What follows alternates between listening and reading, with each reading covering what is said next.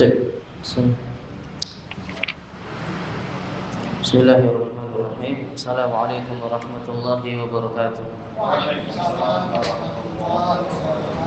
Alhamdulillahirabbil alamin, ilahil awwalin wal akhirin, qayyumis samawati wal ardi. Asyhadu an la ilaha illallah wahdahu la syarika lah, al-malikul haqqul mubin, wa asyhadu anna Muhammadan abduhu wa rasuluhul amin.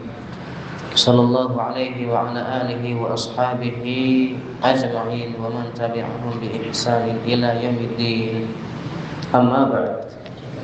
Kita bersyukur kepada Allah Subhanahu wa taala pada kesempatan malam hari ini dapat berjumpa kembali dalam majelis ilmu, mempelajari ilmu agama Allah Subhanahu wa taala.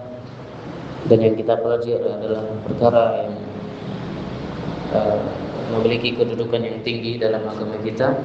Bahkan di antara perkara-perkara yang apabila tidak kita ketahui maka dipertanyakan kualitas keislaman dan keimanan kita. Baik, kita melanjutkan pembahasan tentang arkanul iman, rukun-rukun keimanan, dan kita masuk ke dalam poin Al-Quran, beriman dengan Al-Quran, beriman kepada Al-Quranul Karim. Dalam pembahasan al-iman bil kutub, beriman kepada kitab-kitab, dan tentu diantaranya kitab yang paling agung dan kitab yang terakhir Allah Subhanahu wa taala turunkan kepada para rasulnya adalah Al-Quran.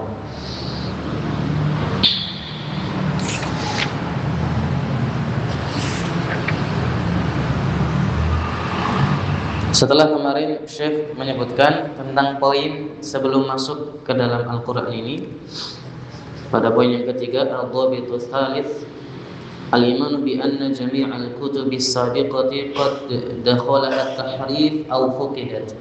Kita beriman bahwasanya seluruh kitab-kitab yang terdahulu sebelum Al-Quranul Karim ini telah dimasuki oleh penyimpangan.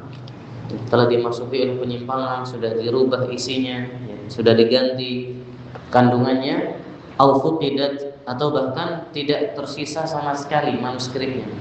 Fuqidat ini hilang, tidak ada jejak, tidak ada jejak untuk menelusurinya. Dan Syekh ada seorang syekh yang mensyarah kitab Al-Bidayah fil Aqidah ini, namanya Syekh Khalid Al-Juhani, murid dari Syekh Wahid Ibn Abdissalam Bali. Salah dua di antara kitab-kitab yang betul-betul hilang naskahnya di permukaan bumi adalah Suhufu Ibrahim wa Zaburu Dawud. Yang betul-betul tidak ada wujudnya, naskahnya di permukaan bumi ini adalah Suhuf Ibrahim dan Zabur, kitab Zabur milik Nabi Daud. Ini hilang, tidak ada. Kalau ada yang mengklaim ini bisa disinyalir adalah kedustaan. Adapun kitab-kitab yang lain mungkin masih ada manuskripnya, sebagaimana nanti sampai pada ayat atau hadis menyebutkan tentang Umar bin Khattab radhiyallahu anhu pada zaman Nabi alaihi salatu wasallam pernah memegang naskah Taurat. Akan tetapi ketika dilihat oleh Nabi SAW ditegur oleh Nabi SAW karena semua kitab yang diturunkan sebelum Al-Quran sudah dihapus hukumnya, dan tidak boleh diamalkan kandungannya setelah datangnya Al-Quran Al-Karim. Tapi bagaimana cara kita beriman kepada Al-Quran Al-Karim? Syekh di sini menyebutkan tentang definisi Al-Quran terlebih dahulu. Al-Dhabitur Rabi', poin yang keempat tentang Al-Quranul Karim. Dimulai dari definisi Al-Quranul Karim, huwa kalamullahi ta'ala al-munazzalu ala rasulihi sallallahu alaihi wasallam bilafdhihil arabi al-muta'abbadu bitilawatihi al-manqulu bitawaturi al-maktubu fil masahifi. Nah, ini pengertian Al-Quranul Karim yang sangat komprehensif, yang sangat mencakup sisi-sisi dari makna Al-Qur'anul Karim. Ya, ini bagus nih pengertian ini. Al-Qur'an Al-Karim huwa kalamullah ta'ala al-munazzalu 'ala rasulih sallallahu alaihi wasallam bilafdhihi al-'arabi al-muta'abbadu bitilawatihi al-manqulu bitawaturi al-maktubu fil masahif. Insyaallah jamil jiddan. Karena kita dapat nih dari pengertian ini bisa dipakai dalam ilmu akidah. Ya, ada dalam pembahasan ilmu akidah. Akidah secara umum, akidah Islam ya.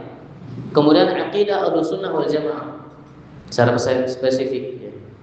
Dipakai dalam ilmu akidah, akidah Islam secara umum kaum muslimin ya, atau dinamakan ahlul qiblah, orang Islam yang sholatnya menghadap qiblah umat Islam menuju Ka'bah sana.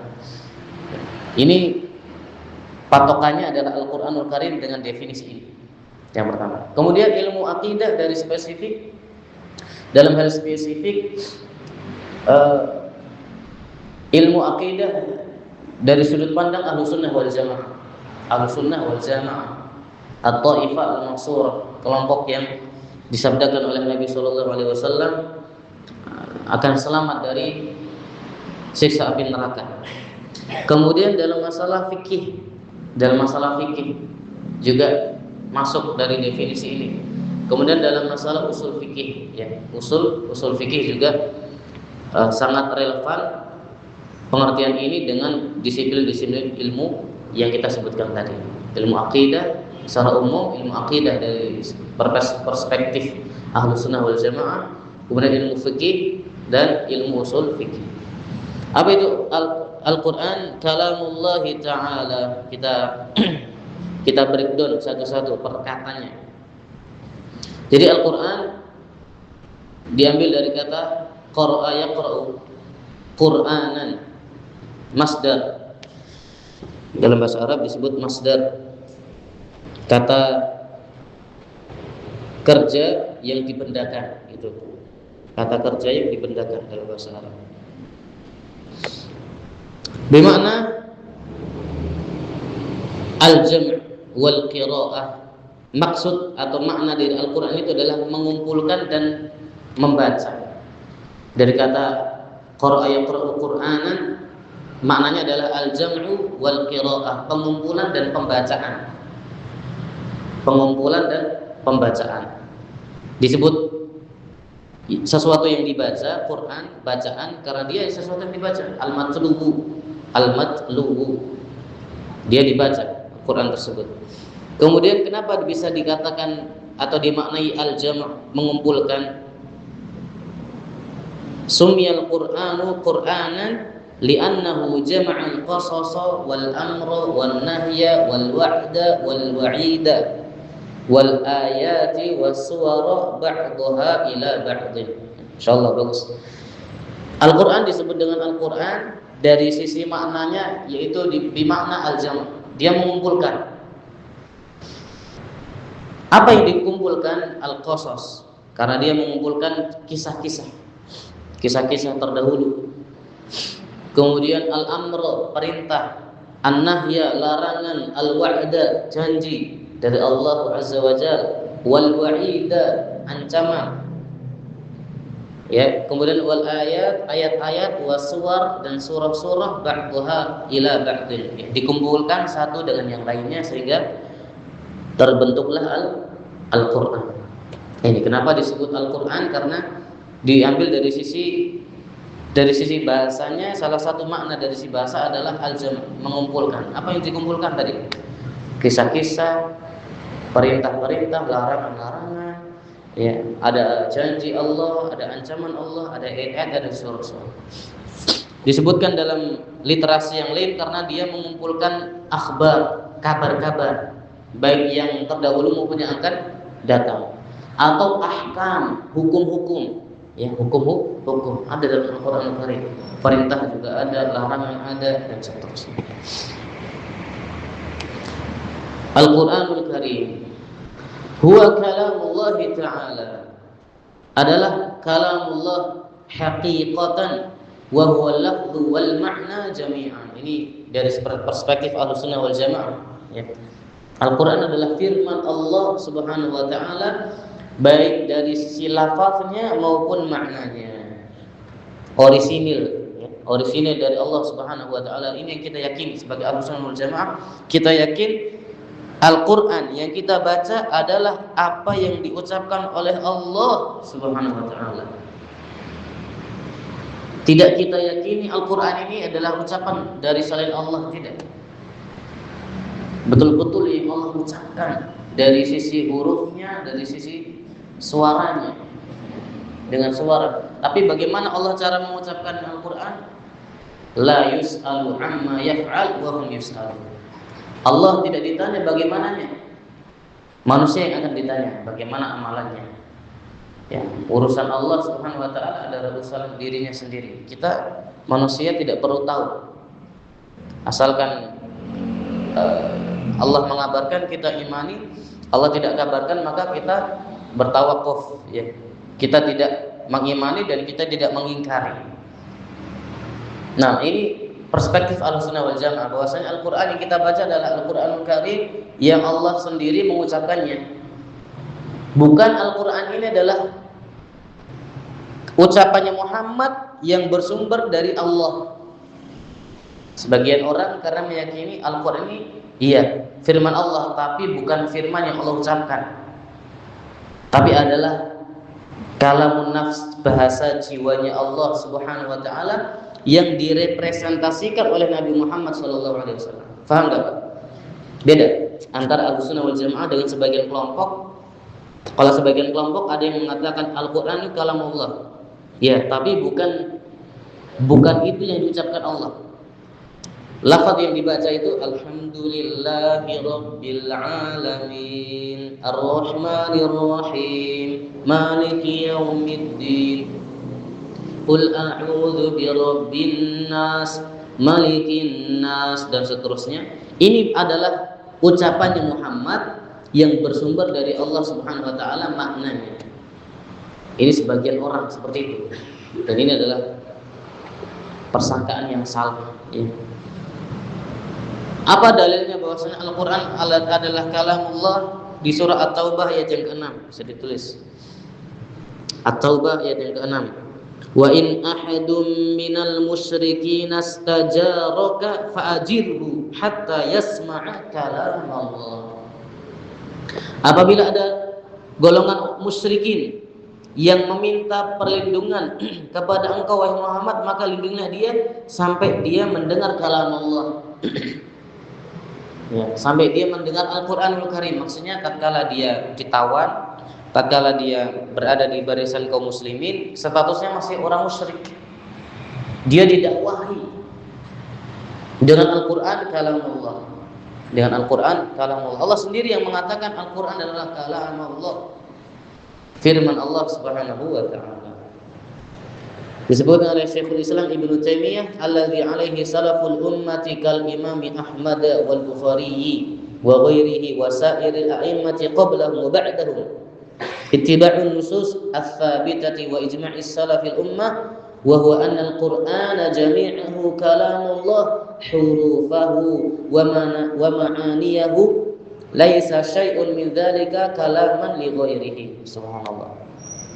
Ini disebutkan oleh Syekhul Islam Ibnu Taimiyah tegas. Beliau menukil ijma' para salaf, ya, konsensus kesepakatan para a'immah, para imam Ahlussunnah wal Jamaah seperti Imam Ahmad, ya, Al-Imam Al-Bukhari, dan juga ulama-ulama setelahnya, bahkan sebelum dan setelahnya. Sebelum Imam Ahmad dan setelah Imam Ahmad. Sebelum Imam Ahmad ini di tabi'ut tabi'in, ya, tabi'ut tabi'in. Beliau ketemu dengan tabi'ut tabi'in. Imam Ahmad gurunya Imam Bukhari dan seterusnya.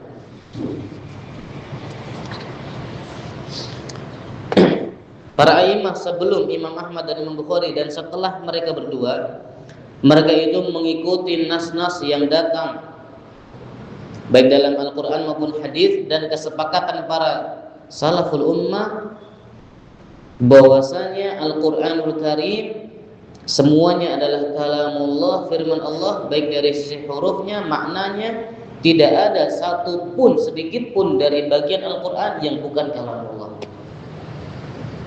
Ya, tidak ada sedikit pun dari Al-Qur'an yang bukan firman Allah Subhanahu wa taala. Kita harus kita yakini.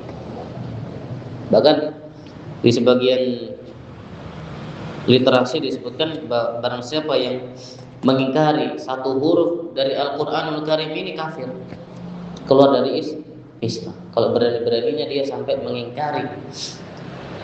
Ya. Bagaimana lagi dengan orang yang mengganti Al-Qur'anul Karim? Ya, seperti yang dilakukan oleh Syiah. Mereka punya mushaf sendiri, punya Al-Qur'an sendiri, berhukum dengan Al-Qur'an yang sendiri. Subhanallah wal iyadzu billah. Nah,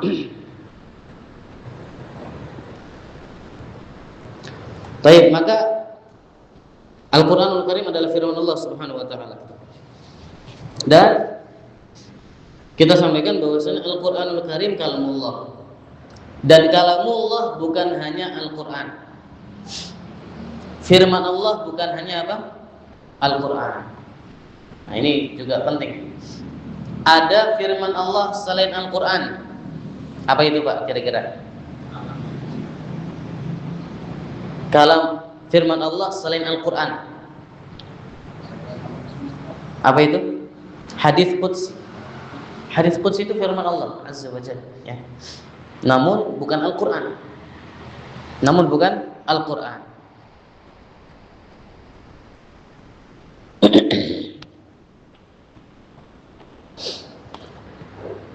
Kemudian ada, nah, apa bedanya Al-Qur'an dan hadis qudsi? Nanti ada penjelasannya insyaallah sedikit, ya. Kemudian ada juga wahyu yang Allah turunkan tetapi bukan kalamullah. Wahyu dari Allah Subhanahu wa taala yang Allah turunkan ke dunia ini tapi bukan kalamullah, bukan firman Allah. Apa itu? Wahyu yang Allah turunkan bukan firman Allah. Apa itu, Pak? Loh, gampang sekali. Al-Qur'an jodohnya apa? Al-Qur'an dan hadis, Al-Qur'an dan sunnah. Sunnah Nabi alaihi salatu wasallam ini adalah bukan firman, wahyu Allah Subhanahu wa taala. Wahyu Allah tetapi bukan firman Allah, ya. Itu yang bisa kita katakan bahwasanya apa yang disabdakan oleh Nabi sallallahu alaihi wasallam itu adalah wahyu dari Allah tetapi lafaznya lafaz dari Nabi, ya. Tetapi apa yang Allah inginkan itulah yang diucapkan oleh Nabi. Itu baru hadis Nabi, itu namanya, bukan kalamullah, ya. Bukan kalamullah, itu hadis Nabi. Al-ahadits an-nabawiyah. Wa ma yantiqu 'anil hawa in huwa illa wahyun yuha. Dan Muhammad ini tidak berbicara dengan hawa nafsunya, akan tetapi dia adalah wahyu yang diwahyukan. Baik. Kemudian setelah itu kalamullah al-munazzal ala rasulihi. Wahyu atau firman Allah yang Allah turunkan kepada rasulnya, yaitu kepada Nabi Muhammad sallallahu alaihi wasallam.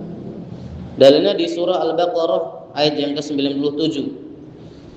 Qul man kana aduwwan li Jibril fa innahu nazzalahu ala qalbika biiznillah. Katakanlah, barang siapa yang memusuhi Jibril, sesungguhnya Jibril tersebut adalah Rasul yang Allah utus untuk menurunkan wahyu Al-Quran, kalamullah, ala qalbika, kepada hatimu wahai Muhammad, biiznillah, sesuai dengan izin Allah Subhanahu wa taala.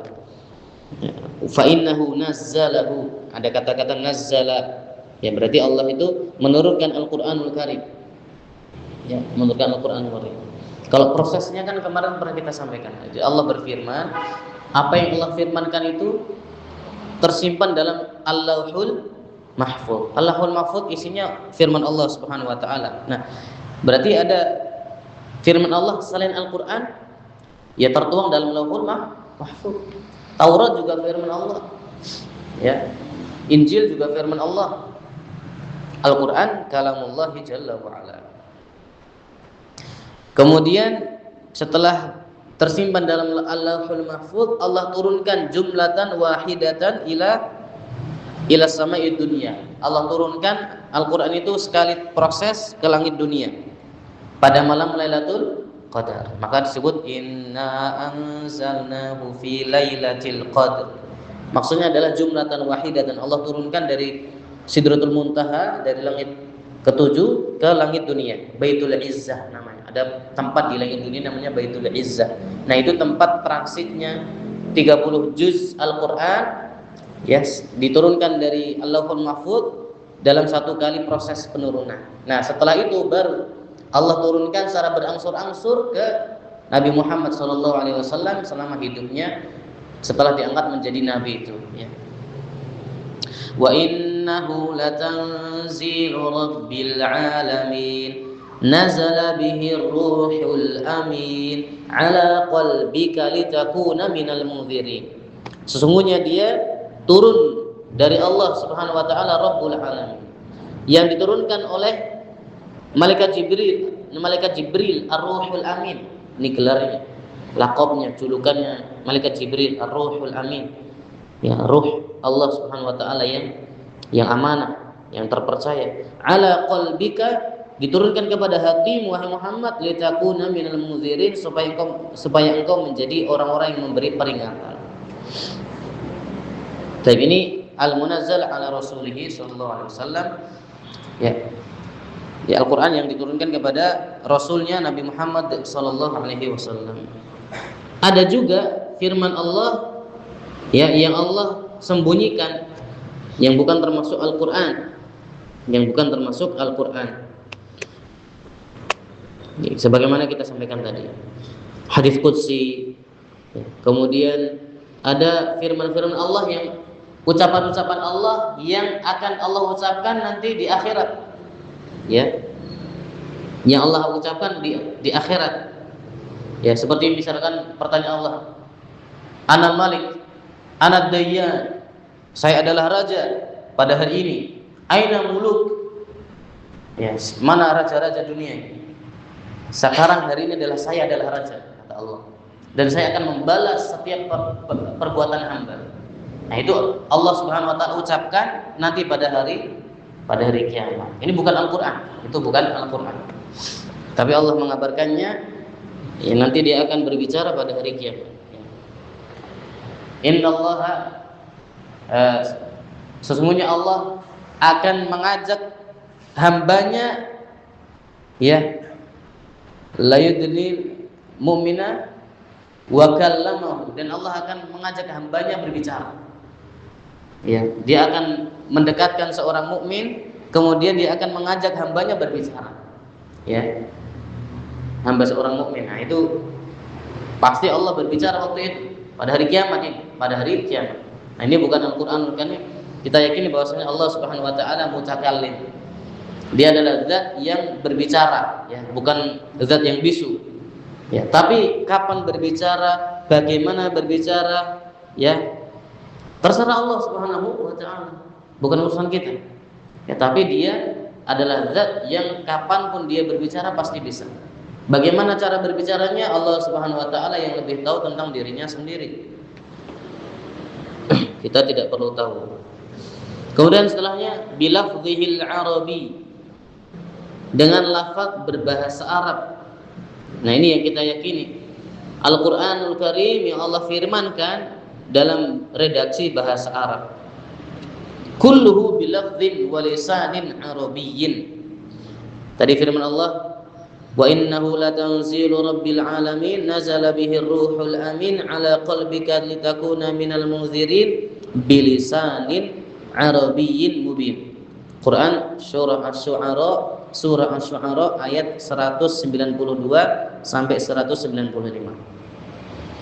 Asy-Syu'ara 192 sampai 195. Jelas disebutkan bilisanin arabiyyin mubin. Di surah Ar-Ra'd ayat 37, wa kadzalika anzalnahu hukman arabiyya. Demikianlah kami turunkan kepadanya hukman arabiyya, hukum atau hikmah-hikmah yang berbahasa Arab atau hukum-hukum berbahasa Arab. Wa kadzalika auhayna ilaika Qur'anan arabiyya. Demikianlah kami wahyukan kepada engkau Muhammad Quran yang berbahasa Arab. Ini semuanya banyak sekali yang menunjukkan Al-Quran ini berbahasa Arab. Lantas bagaimana dengan terjemahan Al-Quran? Terjemahan Al-Quran sebenarnya agak muskilah ketika dikatakan terjemahan Al-Quran. Karena Al-Quran firman Allah Subhanahu wa taala tidak mungkin bisa diterjemahkan. Terus yang paling tepat bahasanya bagaimana? Kalau kita sebutkan, saya katakan menyebut apa dengan redaksi terjemahan Al-Quran kurang tepat. Yang paling tepat adalah apa Pak? Kira-kira? Yang paling tepat adalah terjemahan makna Al-Quran. Terjemahan makna Al-Quran, bukan Al-Qurannya sendiri yang diterjemahkan. Tetapi misalkan Bismillahirrahmanirrahim dengan menyebut nama Allah yang Maha Pengasih lagi Maha Penyayang. Ini adalah terjemahan makna, bukan terjemahan dari bahasa Arab yang Allah firmankan. Maknanya saja. Alhamdulillahirabbil alamin, segala puji bagi Allah.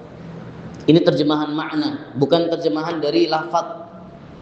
Kalau terjemahan dari firman Allah Subhanahu wa taala maknanya sangat luas. Makna dari firman Allah maknanya sangat luas, mangsa hanya diterjemahkan. Kalau orang membaca ya Alhamdulillahirabbil alamin, segala puji bagi Allah. Segala puji bagi Allah. Sudah paham? Oke, sudah paham. Tapi apakah cuma hanya itu saja? Alhamdulillahirabbil alamin ini kalau kita preteli bahasanya, kita preteli dari sisi struktur bahasa Arabnya, dari sisi sastra Arabnya, dari sisi tafsirnya, dalam sekali Pak. Dalam sekali itu. Mungkin majelis kita berhari-hari cuman bahas alhamdulillahirabbil alamin saja. Ya, Rabbul alamin. Itu saja kita kemarin saya ada kajian tafsir Al-Fatihah. Itu sudah berapa pertemuan itu? Belum selesai. Cuman bahas tafsir surah Al-Fatihah. Kalau betul-betul didetailkan, kita ulik maknanya, kita betul-betul telaah kandungannya, luar biasa, dalam dan luas. Ya. Maka terjemahan yang bahasa Indonesia itu terjemahan makna, ya, terjemahan makna, bukan terjemahan dari Al-Qur'anul Karim itu sendiri.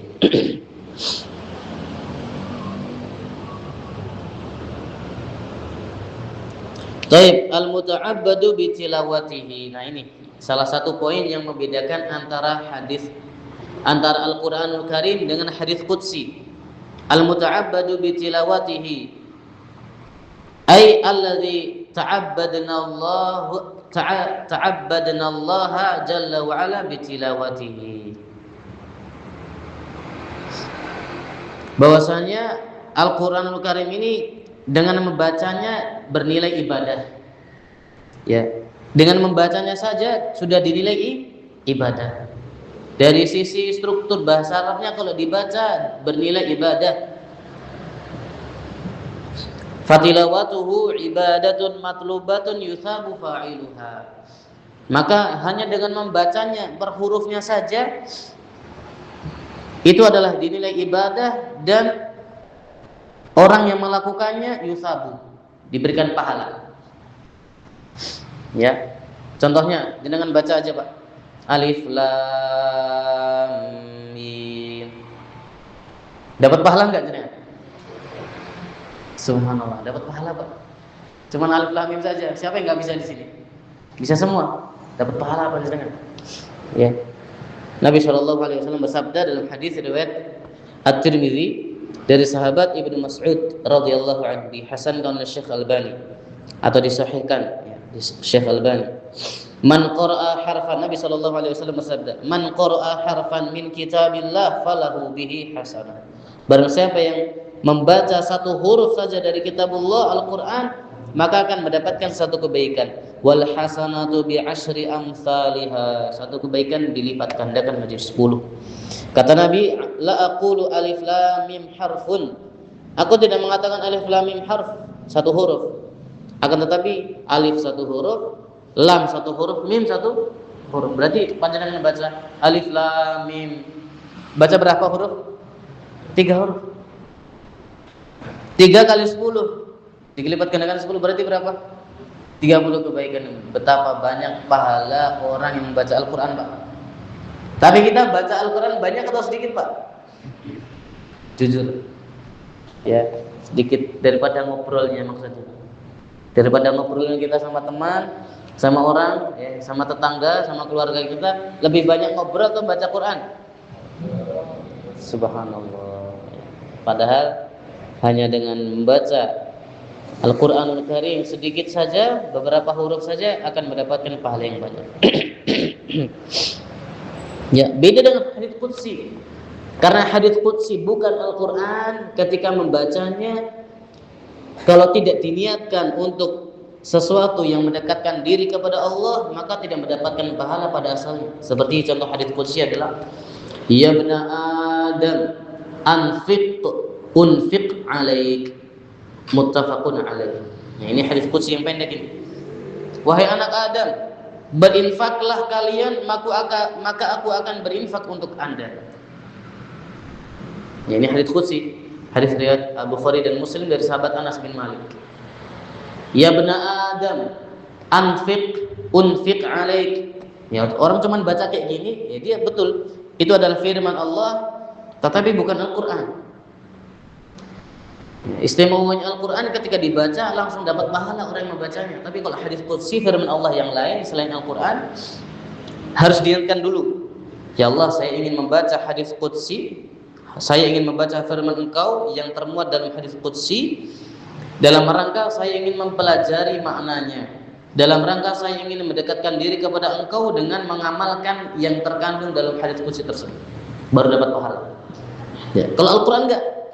Kalau Al-Quran jangan pakai motor, Bismillahirrahmanirrahim. Dapat pahala enggak, Pak? Dapat pahala. Maka jangan kosongkan hari panjenengan dari Al-Quran.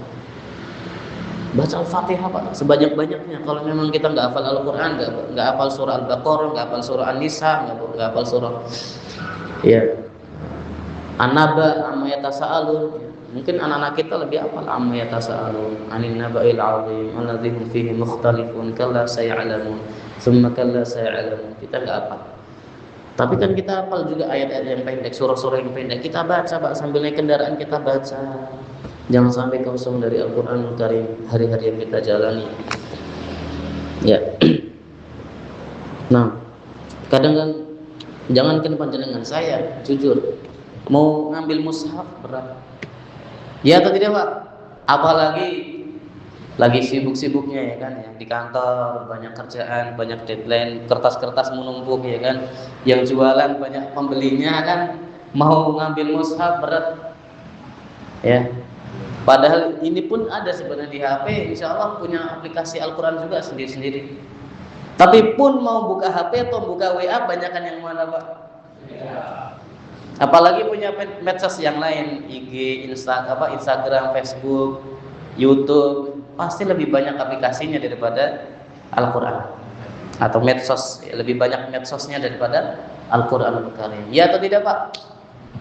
Jangan bohong ke saya, ya kan? Nggak boleh bohong di masjid. Maka ketika kita kaji kayak gini, Pak, kita jadi sadar, kan? Kalau kita mengkaji seperti ini, kita jadi sadar, oh kita, ya, jangan tinggalkan Al-Quran dimanapun berada. Lagi mengendari motor, mengendari mobil, baca satu surah, 2 surah, itu subhanallah pahalanya sangat besar di sisi Allah Subhanahu wa taala. Baik. Kemudian setelahnya al-manqulu bitawaturi, bahwasanya Al-Qur'anul Karim ini dinukil dari zaman ke zaman dengan mutawatir. Apa itu mutawatir? Mutawatir itu ma rawahu jam'un an jam'in. yastahilu tawatuhum 'alal kadhibi. Sifat statusnya mutawatir itu dari zaman ke zaman dinukil oleh banyak orang. Para ulama berselisih pendapat berapa kriteria banyak yang dimaksud di sini sehingga bisa menjadikan derajatnya mutawatir. Yang paling bagus adalah pendapat yang mengatakan minimal adalah 10. Ya, 10 orang. Jadi zaman sahabat 10 orang. Zaman tabi'in 10 orang, zaman tabi'ut tabi'in 10 orang dan seterusnya, 10 minimal 10 orang yang menukil.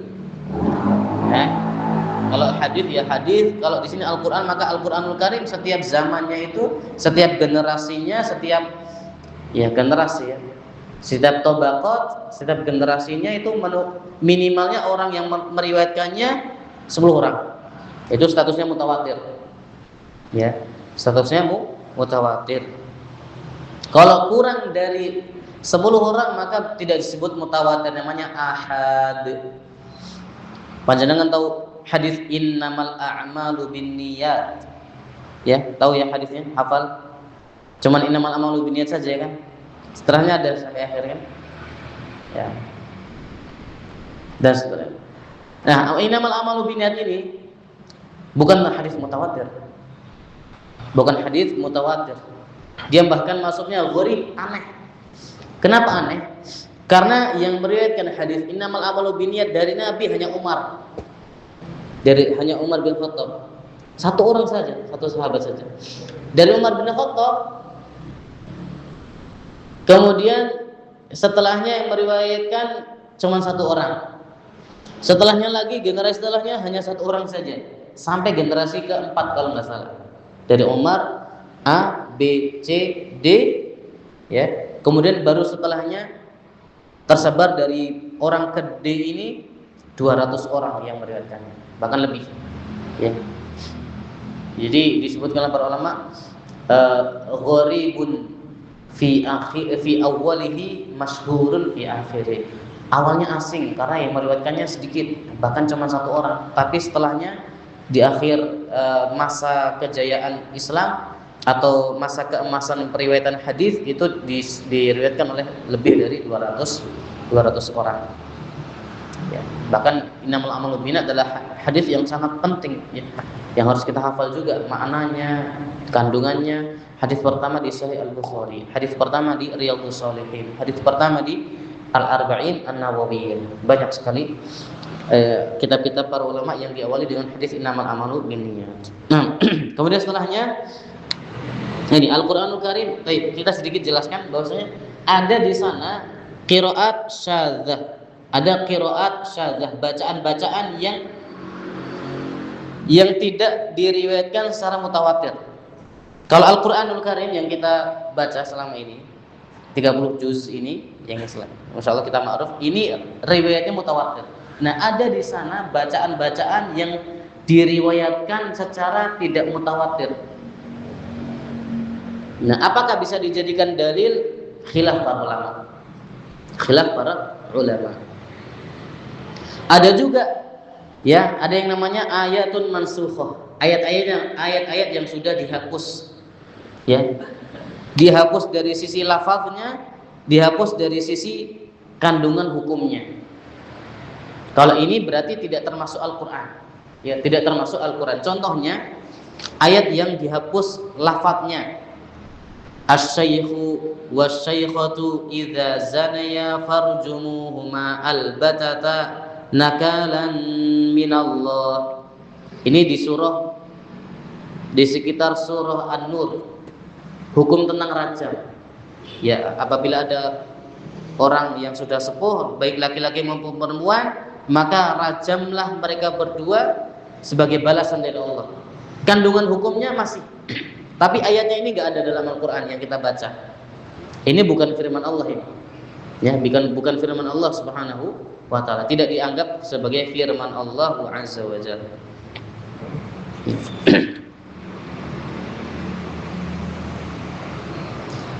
Al-maktubu fil masahifi, maka salah satu poin dari Al-Qur'anul Karim ini adalah yang termaktub dalam mushaf. Nah, mushaf yang ada sekarang ini ya, Itulah yang disebut firman Allah Subhanahu wa taala yang kita imani. Itu adalah firman Allah, bukan makhluk, ya. Harus ditegaskan. Al-Qur'an kalamullah laisa bimakhluk, bukan makhluk. Ya. Yang kita yakini bahwasanya barang siapa yang membacanya maka mendapatkan pahala. Mendapatkan pahala. Udah Isya belum? Kurang 2 menit. Baik, poin terakhir ad-dhabitu al-khamis, poin terakhir dari bab Al-Qur'anul Karim ini, al-imanu bil kutub, adalah Al-Qur'anul Karim huwa akhirul kutubis samawiyyah nuzulan wa huwa muhaiminun 'alaiha nasikhun laha. Ya, ini sebagaimana seperti pada poin yang nanti kita akan lalui pada bab beriman kepada para rasul, ya. Al-Qur'anul Karim adalah kitab yang terakhir yang Allah turunkan dari langit, dan dia sebagai, ya, muhaiminun 'alaiha nasikhun laha, dia sebagai pengganti, ya, kitab-kitab sebelum Al-Qur'anul Karim. Sebagaimana Rasul Muhammad sallallahu alaihi wasallam, Nabi Muhammad sallallahu alaihi wasallam sebagai penutup para rasul, ya, dan para nabi dan rasul sebelumnya harus mengikuti Nabi Muhammad. Kita bacakan dalilnya, ya, bahwasanya Al-Qur'anul Karim adalah kitab yang terakhir Allah turunkan. Dan Al-Qur'an penghapus hukum-hukum sebelumnya. Ya, sebagaimana Nabi sallallahu alaihi wasallam adalah penutup para nabi dan rasul, ya, wahyu telah terputus setelah Nabi Muhammad sallallahu alaihi wasallam, dan semua rasul harus mengikuti Nabi Muhammad sallallahu alaihi wasallam. Coba ditulis ayat Al-Ahzab ayat yang ke-40, walakin Rasulullah wa khataman nabiyyin. Ini tentang Nabi Muhammad adalah nabi penutup, ya, nabi penutup. Ali Imran ayat 3 sampai 4, nazzala 'alaikal kitaba bil haqqi musaddiqan lima baina yadayhi wa anzala at-taurata wal injil min qablu hudal lin-nasi wa anzala al-furqan. Dan Allah menurunkan Al-Furqan setelah menyebutkan At-Taurah wal Injil. Kemudian Al-Maidah ayat yang ke-48. Al-Maidah ayat 48, wa anzalna ilaikal kitaba bil haqqi musaddiqan lima baina yadayhi minal kitabi wa muhaiminan 'alaihi. Dan kami turunkan kepada engkau wahai Muhammad sebuah kitab yang benar sebagai pembenar, ya. Musaddiq, membenarkan kitab-kitab yang sebelumnya, wa muhaiminan 'alaihi, dan sebuah kitab yang menghapus hukum kitab yang diturunkan sebelumnya. Ya, kita bacakan hadis yang terakhir sebagai penutup. Kita bacakan hadis tadi kita sampaikan Umar bin Khattab radhiyallahu anhu pernah memegang sebuah kitab yang beliau dapatkan min ba'di ahli kutubi, dari sebagian ahli kitab yang hidup di zaman beliau. Faqara'ahu 'ala nabi, bahkan Umar ini sampai membacakannya di hadapan Nabi. Faghadiba, maka beliau sallallahu alaihi wasallam marah. Wa qala, dan beliau mengatakan, amutahawwikuna fiha ya ibnul Khattab, apakah engkau merasa ragu terhadap kandungan Al-Qur'an wahai Umar ibn Khattab, sampai engkau, ya, berani-beraninya memegang, mengambil, bahkan membaca kitab dari ahli kitab, ya, padahal sudah diturunkan Al-Qur'an. Walladzi nafsi biyadihi laqad ji'tukum biha baydha'a naqiyan, sungguh aku telah datang dengannya kepada kalian dengan cahaya yang terang benderang, dengan cahaya yang bersih, tidak ada hal yang meragukan. La tas'aluhum an syai'in fayukhbirukum bihaqqin fatukadzibu bihi, kalian tidak akan bertanya tentang mereka, ya, sesuatu apapun, kemudian mereka mengabarkan kepada engkau, kepada kalian, kecuali kalian akan mendustakan kabar yang mereka kabarkan. Au bibatilin fatusaddiqu bihi, atau dengan kebatilan kalian membenarkannya. Walladzi nafsi biyadihi law anna Musa kana hayyan ma wasi'ahu illa an yattabi'ani. Demi Allah, seandainya Nabi Musa hidup di zamanku sekarang ini, Kata beliau sallallahu alaihi wasallam, kata Nabi Muhammad, apabila Musa hidup di masa ini, yang maksud itu, ma wasi'ahu illa an yattabi'ani. Dia tidak boleh kecuali ikut sama aku. Kecuali ikut ajaran Muhammad sallallahu alaihi wasallam. Hadis riwayat Ahmad dan dihasankan oleh Syekh Al-Albani. Maka para nabi dan para rasul sebelum Muhammad sallallahu alaihi wasallam telah mengambil perjanjian, Pak, supaya mereka ini membenarkan dan menolong nabi yang turun di akhir zaman. Mereka mengabarkan dan akan menolong nabi yang akan muncul di akhir zaman. Ya. Bukti, ya. Kalau ini kan bukti bahwasanya semua nabi dan rasul ketika hidup di masanya Nabi Muhammad SAW akan mengikuti syariatnya Nabi Muhammad. Kalau ini kan hanya diandai-andaikan saja oleh Nabi. Seandainya Musa hidup, dia tidak boleh kecuali ikut ajaranku. Ini kan hanya mengandai saja. Nabi Musa enggak hidup waktu itu. Ada seorang nabi yang betul-betul melaksanakan syariatnya Nabi Muhammad SAW. Siapa itu? Nabi Isa. Nabi Isa alaihissalam akan turun nanti di akhir zaman. Beliau sholat diimami oleh Imam Mahdi. Imam Mahdi dari umatnya Muhammad alaihissalatu wassalam, dan berarti melaksanakan syariat Nabi Muhammad sallallahu alaihi wasallam. Baik, maka itu saja yang bisa kita sampaikan, kita pelajari pada kesempatan malam hari ini berkaitan dengan Al-Qur'anul Karim. Insyaallah sudah tuntas pembahasan tentang Al-Qur'an dan pembahasan secara umum tentang al-iman bil kutub, iman kepada para kitab, kepada kitab-kitab.